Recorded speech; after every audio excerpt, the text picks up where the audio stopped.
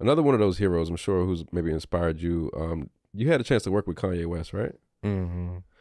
I'm the first thing that popped in my mind when I saw that you two were, I guess working together or had worked together was like, what's that conversation like between two ultra creatives? What was your experience with him?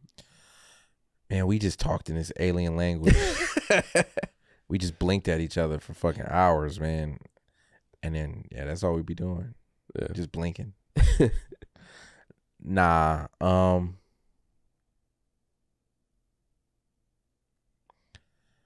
actually going to say this because Ye might actually see this. But my interactions with Kanye have been very, very strange. Because as you see me, I'm an open book, right?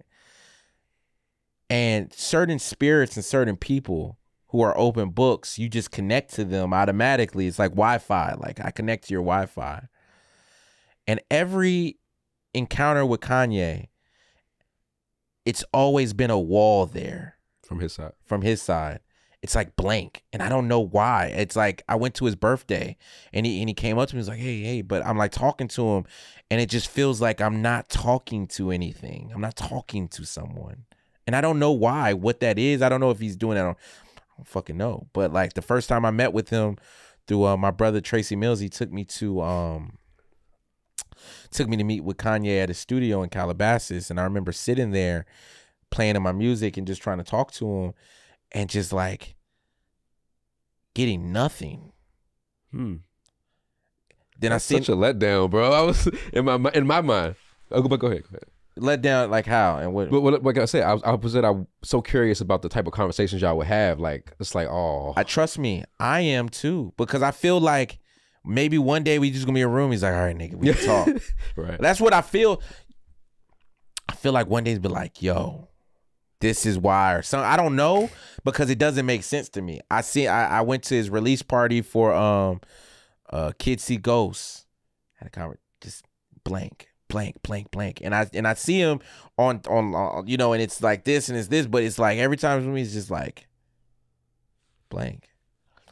Do you think it could be like he sees a lot of himself in you and it's kind of like he maybe threatened by you in a sense? I don't know. I don't know. You ever read the 4 Agreements? Yeah. Never take anything personal. Yeah. So I don't know. I don't know what he's dealing with. I don't know what he was on his mind but I know that me and him, I'm gonna tell you something that happened 3 days ago, fucking weird as shit. And these synchronicities happen all the time with Kanye and me. Like his number is 7, right?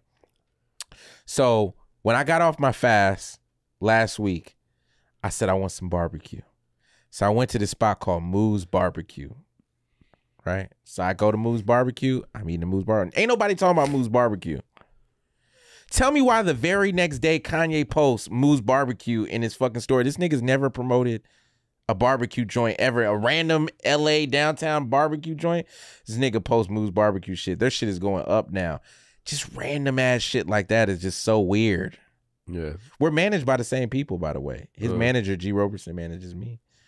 I have no idea, man. Yeah. Well, maybe again, it's not time.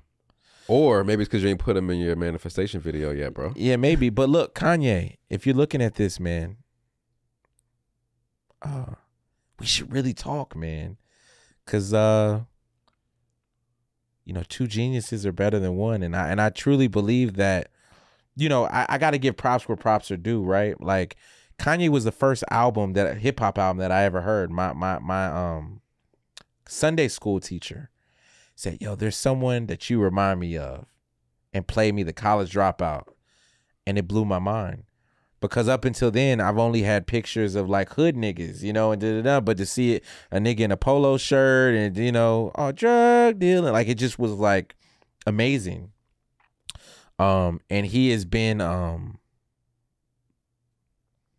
the vision board of of the levels we can take it to.